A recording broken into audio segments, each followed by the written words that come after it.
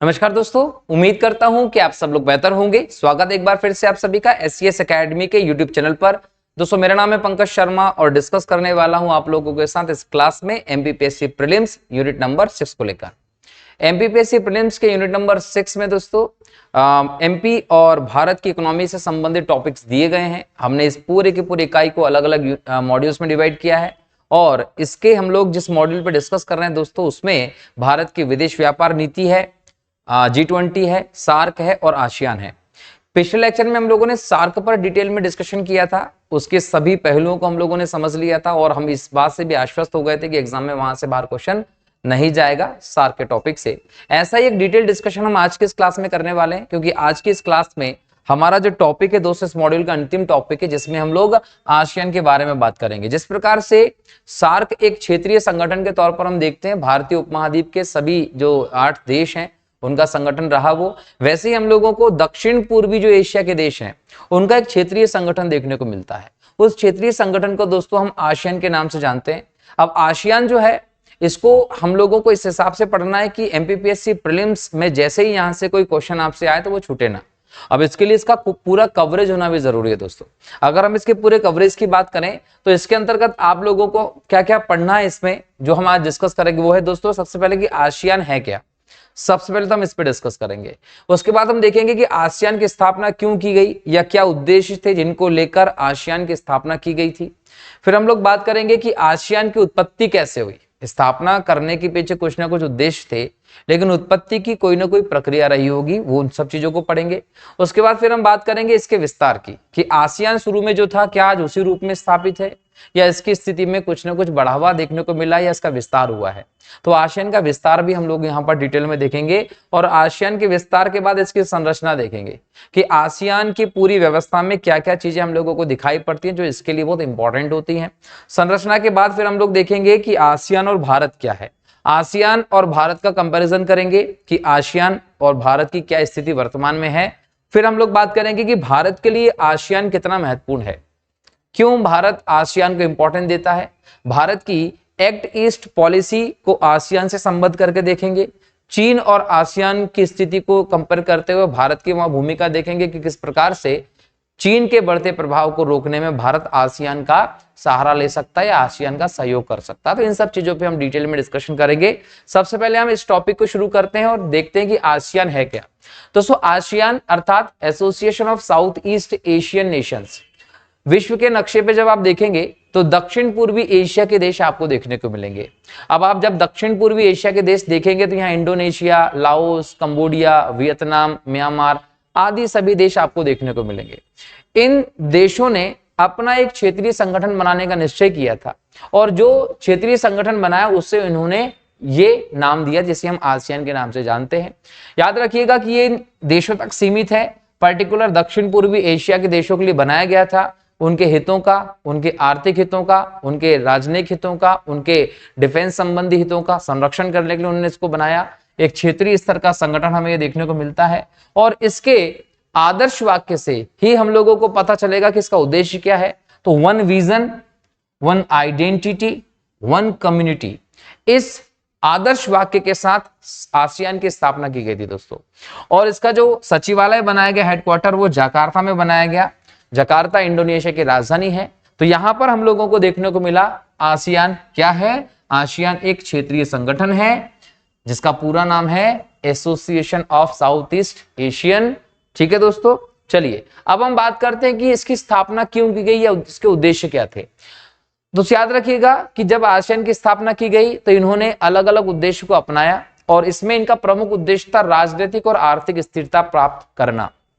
यहां पर स्थिति आपको देखने को मिलेगी कि यहां पर आसियान के जो देश हैं वो आपसी सहयोग के आधार पर पूरे विश्व की स्थिति को देखते हुए आपसी सहयोग के आधार पर अपने लेवल पर, अपने देशों के बीच में, अपने क्षेत्रीय स्तर पर एक राजनीतिक रूप से और आर्थिक सहयोग के माध्यम से आर्थिक स्थिरता प्राप्त करना चाहते हैं, ताकि विश्व की अर्थव्यवस्था में अगर बहुत बड़ा बदलाव भी हो तो ये जो देश होंगे ये आपस में अपने व्यवहार के आधार पर, अपने सहयोग के आधार पर एक दूसरे को संभाल कर अपनी आर्थिक स्थिति को मजबूत बनाकर रख सकें और अपने यहाँ के लोगों का ज्यादा से ज्यादा आर्थिक कल्याण कर सकें, उनका ज्यादा से ज्यादा आर्थिक रूप से पुनरुत्थान कर सके, मजबूत कर सकें। फिर यहां पर उन्होंने क्या किया है, तो आर्थिक सुरक्षा को इंपॉर्टेंस दिया। आर्थिक सुरक्षा को इंपॉर्टेंस दिया कि कहीं ऐसी गतिविधि ना हो जिससे हमारी आर्थिक सुरक्षा खतरे में पड़ जाए, तो अपनी आर्थिक सुरक्षा को महत्व देते हुए फ्री ट्रेड एग्रीमेंट पर भी आसियान के देशों ने हस्ताक्षर किया, जिसके माध्यम से इन्होंने आपस में एक दूसरे के देशों में फ्री ट्रेड एरिया घोषित कर दिए, जहां पर बिना किसी आयात निर्यात शुल्क के आप व्यापार कर सकते हैं। इस प्रकार की व्यवस्था स्थापित की गई। और इसी के साथ साथ इन्होंने क्षेत्रीय सुरक्षा पर भी बल दिया। क्षेत्रीय सुरक्षा पर बल दिया जिसमें इंडो पैसिफिक क्षेत्र हो और दक्षिण चीन सागर की स्थिति पर ध्यान दिया गया। जो इंडो पैसिफिक जोन की बात करें दोस्तों, तो यहाँ पर कहीं ना कहीं बहुत सारे देश हैं, जिसमें चाइना का भी आप इन्वॉल्वमेंट देख रहे हैं। और विशेष तौर पर देखें तो यहाँ पर मलक्का जल संधि का जो क्षेत्र गया, ये एक इंपॉर्टेंट व्यापारिक मार्ग के तौर पर भी आप देखते हैं, जहां से अलग अलग देश के व्यापारिक जहाज उतरते हैं, और ये एक ऐसा व्यापारिक मार्ग है जहां से हर देश का व्यापार होता है। तो ऐसे में इस पूरे क्षेत्र में सुरक्षा की दृष्टि से दूसरी बात है कि दक्षिण चीन सागर में जो चाइना का प्रभाव बढ़ता दिख रहा है, उस चाइना के प्रभाव को मेंटेन करने के लिए, उसको संतुलित करने के लिए कहीं ना कहीं ये कोशिश किया जाता है कि आसियान जो है वो अपने क्षेत्रीय सुरक्षा के मुद्दे को क्या करे, सफलतापूर्वक स्थापित कर ले, जिससे कि उसे इस प्रकार की कोई प्रॉब्लम देखने को ना मिले। तो ये आसियान की स्थापना के दोस्तों क्या रहे, उद्देश्य रहे। अब इनकी आसियान की उत्पत्ति की जब बात करते हैं दोस्तों, तो ऐसी परिस्थितियां हमें देखने को मिली कि देखिए कि जब हम 1945 का समय देखें, तो 1945 में सेकेंड वर्ल्ड वॉर जो था उसकी हम समाप्ति देखते हैं। सेकेंड वर्ल्ड वॉर की समाप्ति जो हुई, उसमें हम लोगों ने देखा था कि कैसे अमेरिका ने जापान पर परमाणु बम गिरा दिए।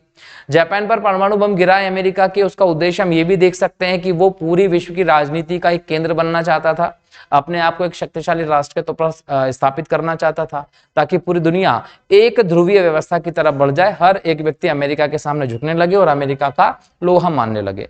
तो एक ध्रुवीय वर्ल्ड, सिंगल पोलर वर्ल्ड की स्थापना के लिए, अपनी ताकत से सभी देशों के अंदर एक भय पैदा करने के लिए अमेरिका ने क्या किया, ना चाहते हुए, मतलब बोल सकते हैं कि कंडीशंस वैसी नहीं थी कि परमाणु बम का प्रयोग किया जाए, फिर भी परमाणु बम फेंका।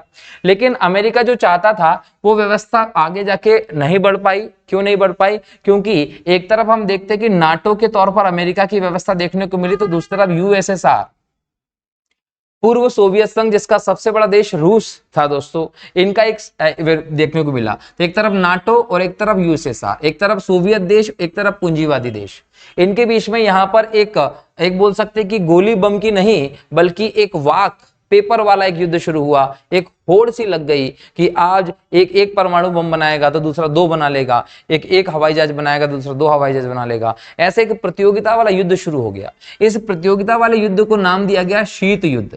अब अगर हम शीत युद्ध के समय की बात करें, तो शीत युद्ध दोस्तों लंबे समय तक चलता है, लगभग 1991 तक जब हम जाएं, जब तक कि यूएसएसआर का विघटन नहीं हो गया, खाड़ी संकट, इन सब चीजों के बाद हम लोग देखते हैं कि शीत युद्ध जो है वो खत्म हुआ। तो इस दौरान अगर देखें 1991 तक लगातार शीत युद्ध की स्थिति देखने को मिल रही थी। ऐसे में कहीं ना कहीं वो परिस्थितियां उपजी कि दक्षिण पूर्वी एशिया के देशों ने कहा कि भाई ये तो शीत युद्ध पूरी तरीके से चल रहा है, इन सबसे अलग हम लोग हमारी स्थिति को बेहतर कर लें, और हमारी स्थिति को, आर्थिक सामरिक स्थिति को अगर हमको बेहतर करना है तो हम लोगों को स्वयं कुछ सोचना पड़ेगा। तो दक्षिण पूर्वी एशिया के देशों ने अपने आप को समन्वित करने के लिए एक संगठन बनाने की स्थिति पे वो आ गए, और 8 अगस्त 1967 को बैंकॉक थाईलैंड का घोषणा पत्र पास हुआ, जिस पर सभी संस्थापक सदस्यों ने हस्ताक्षर किए, और कहीं ना कहीं बोल सकते हैं कि अपने क्षेत्रीय और आर्थिक हितों की पूर्ति के लिए देश जो थे वो एक साथ आए। बैंकॉक थाईलैंड घोषणा पत्र, जिसको हम आसियान घोषणा पत्र के नाम से भी जानते हैं, वो जैसे हस्ताक्षर हुआ वैसे ही हम लोग आसियान की स्थापना देखते हैं, और जकार्ता में उसका बोल सकते हैं सचिवालय भी बनाया गया दोस्तों। अगर हम यहाँ पर देखें कि 8 अगस्त 1967 को जब बैंकॉक घोषणा पत्र या आसियान घोषणा पत्र पर हस्ताक्षर हुए, उस समय कौन कौन से देश, तो इंडोनेशिया, मलेशिया, फिलीपींस, सिंगापुर और थाईलैंड, ये 5 देश जो आपको दिख रहे हैं, ये आसियान के संस्थापक सदस्य हैं।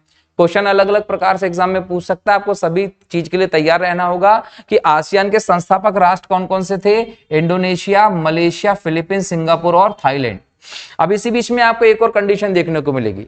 एक और कंडीशन क्या देखने को मिलेगी कि अगर हम 1955 का दौर देखें तो 1955 से 1975 के बीच में लगभग यहाँ पर ये 20 साल का जो दौर रहा है, ये 20 साल का दौर हमें एक और युद्ध के लिए जाना जाता है।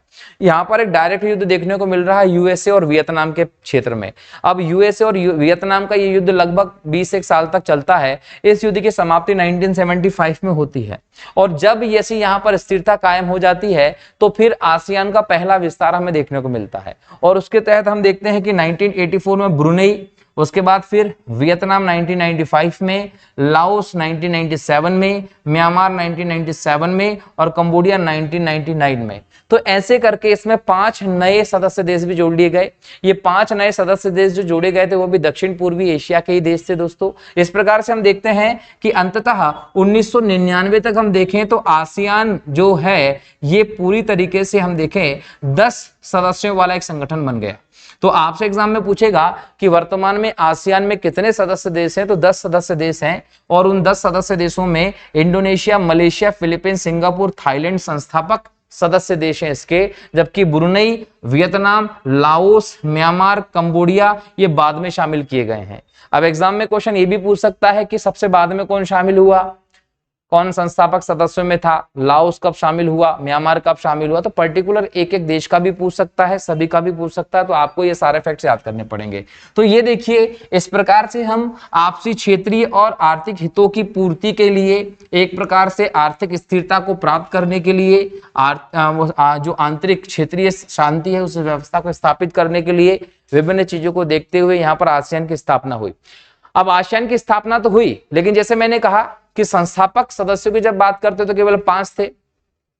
1999 तक और 5 जोड़ लिए गए तो 10 सदस्य हो गए थे इसमें। वर्तमान में भी 10 सदस्यों का ही संगठन है आसियान, ये याद रखिएगा। लेकिन यहां पर इसको और अधिक विस्तृत करने के लिए 1997 में हमें इसका एक विस्तार की व्यवस्था देखने को मिली। इसमें आसियान +3 का कॉन्सेप्ट आप देखते हैं। तो आप लोगों से पूछा जाएगा कि आसियान +3 क्या है। तो आसियान +3 अगर पूछा जाए तो आसियान के 10 देश +3 मतलब चीन, जापान और दक्षिण कोरिया को इसमें शामिल किया गया। ठीक है, इसके बाद 2005 में हम देखें दोस्तों तो आसियान शिखर सम्मेलन हुआ और इस आसियान शिखर सम्मेलन 2005 का हम ये बोल सकते हैं कि पहला शिखर सम्मेलन देख रहे हैं दक्षिण पूर्वी एशियाई देशों का।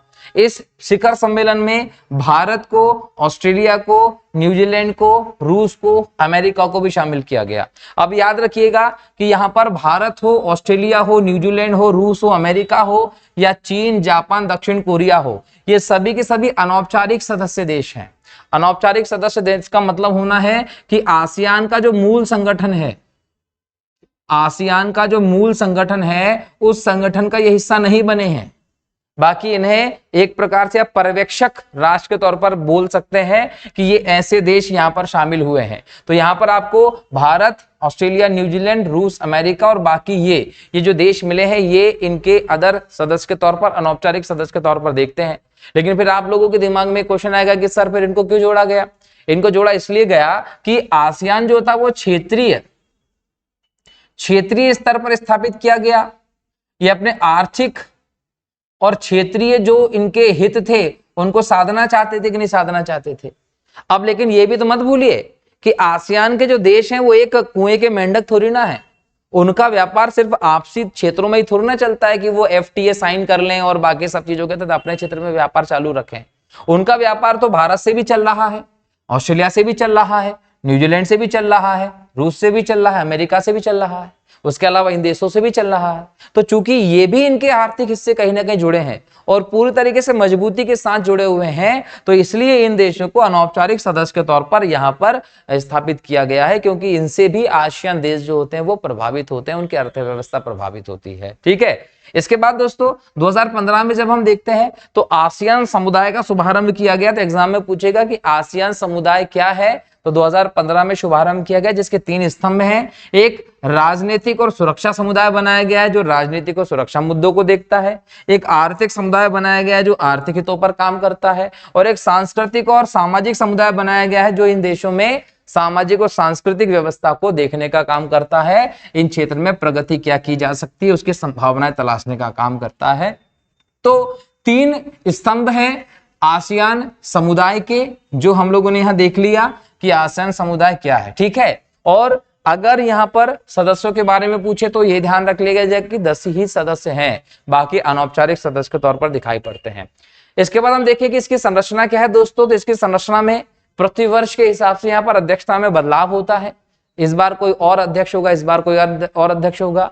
ABCD में जो अक्षर होते हैं उसके हिसाब से सदस्य देशों को अध्यक्षता दी जाती है। जैसे अगर हम बात कर लें 2023 में जब हम बात करते हैं दोस्तों, तो इसकी जो बैठक हुई उसमें किसको, इंडोनेशिया को इसका अध्यक्ष बनाया गया था।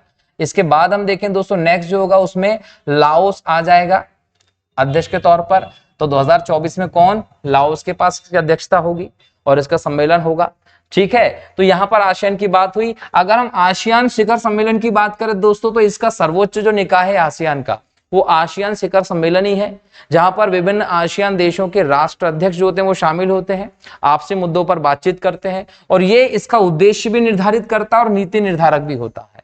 आसियान की क्या नीति होगी और आगे किस तरीके से वो काम करेगा, इन सब चीजों का निर्धारण कौन करता है, आसियान शिखर सम्मेलन करता है।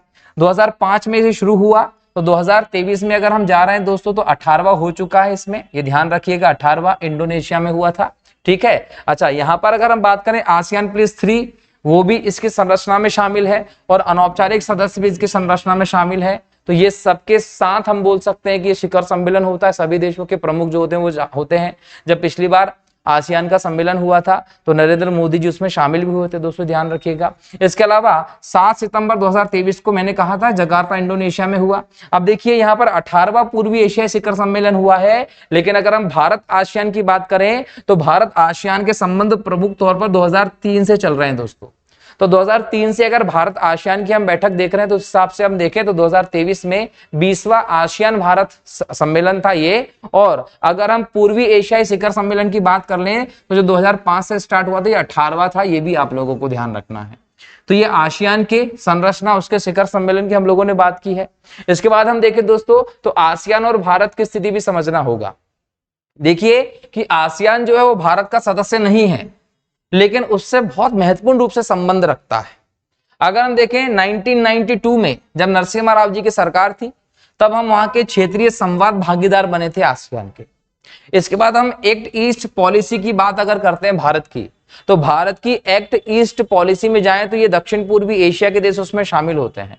और किस प्रकार से भारत इन दक्षिण पूर्वी एशियाई देशों के साथ मिलकर अपने हितों को पूरा कर सकता है, वैश्विक राजनीति में किस प्रकार से इंपॉर्टेंट रोल अदा कर सकता है, ये सब चीजें हम लोग एक्ट ईस्ट पॉलिसी में यहाँ देखते हैं। और अगर हम नरेंद्र मोदी जी की बात भी करें तो आज के जो हमारे देश के प्राइम मिनिस्टर हैं वो एक्ट ईस्ट पॉलिसी को बहुत इंपॉर्टेंस देते हैं, जिसके तहत हम देखते हैं कि इन क्षेत्रों में नरेंद्र मोदी जी का दौरा होता रहता है और वो किसी चीज को छोड़ते नहीं है, भले ही वो किसी भी स्तर पर इन देशों की मदद करने की बात ही क्यों ना हो।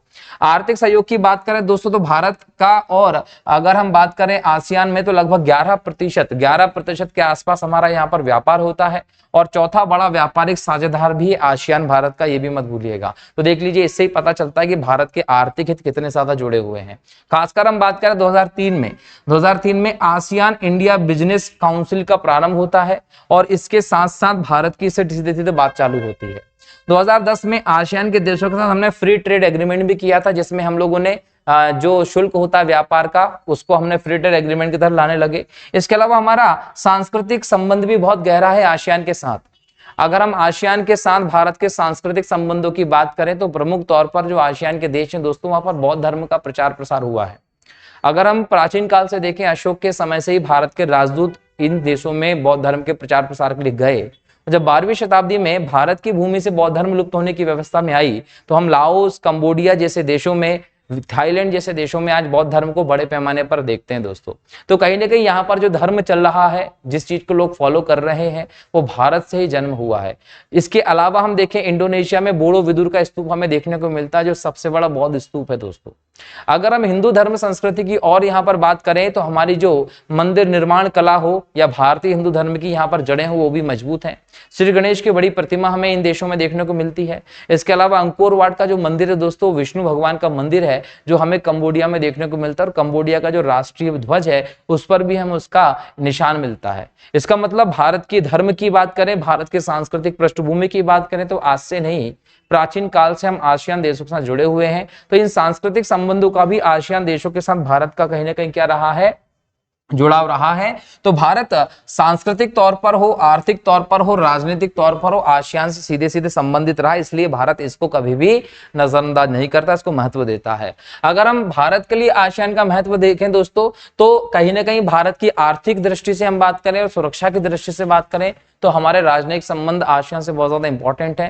मैंने अभी बताया कि किस हद तक हम यहाँ से प्रमुख तौर पर व्यापारिक गतिविधियां करते हैं। हमारे बहुत सारे सामान ऐसे हैं जो हम इन क्षेत्रों को निर्यात करते हैं दोस्तों, और हमें बहुत बड़ी मात्रा में इनसे पैसा प्राप्त होता है। अगर हम पूर्वोत्तर राज्यों की आर्थिक समृद्धि की बात करें दोस्तों, तो नॉर्थ ईस्ट के जो देश हैं वो इन क्षेत्रों से सीधे सीधे कनेक्टेड है, और अगर उनकी संबंध यहां से हो जाता है तो पूर्वोत्तर क्षेत्रों में जो आवागमन है, आर्थिक गतिविधियां हैं, वो पूरी तरीके से हम बोल सकते हैं देशों के माध्यम से की जा सकती है, तो इसलिए इंपॉर्टेंट है। पूर्वोत्तर में जो उग्रवाद और आतंकवाद का समाधान है वो भी हम इन देशों के माध्यम से यहाँ पर देख सकते हैं। अगर हम बेहतर व्यापार संबंध की बात करें तो इन देशों के साथ हमारे व्यापार संबंध बहुत बेहतर है, आयात निर्यात की व्यवस्था हमारी इनसे चलती है। भारत कई सारी चीजें ऐसी हैं, खासकर हम पाम तेल की बात करें, रबड़ की बात करें, या फिर हम ये बात करते हैं कि और खाद्य तेल है, वो हम इन देशों से आयात करते हैं।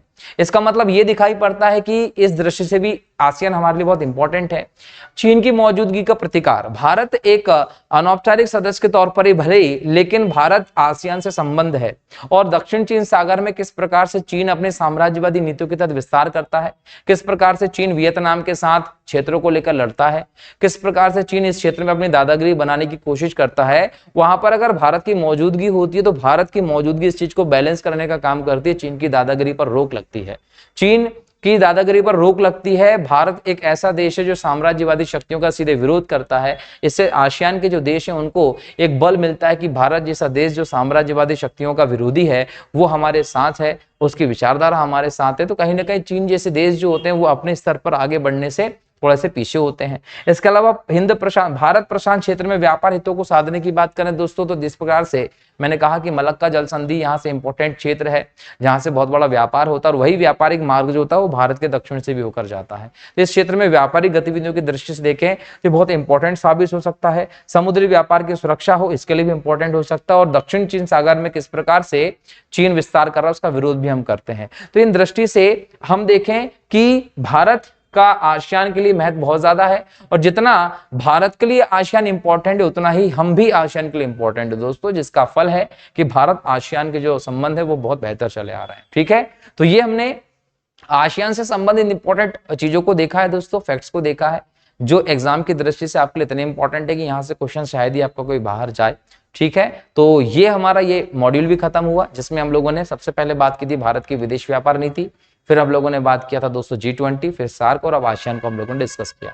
अब अगले लेक्चर में हम लोग दोस्तों मध्य प्रदेश की आर्थिक व्यवस्था को चालू करने वाले हैं, तो लगातार इस लेक्चर श्रृंखला से बने रहिएगा। जिन्होंने चैनल को सब्सक्राइब नहीं किया सब्सक्राइब कर लीजिएगा, और लेक्चर का नोटिफिकेशन सबसे पहले आप तक पहुंचे इसलिए बेल आइकन को भी क्लिक कर लीजिएगा। मिलता हूं अगले लेक्चर में नए टॉपिक के साथ, तब तक के लिए बहुत बहुत शुक्रिया दोस्तों।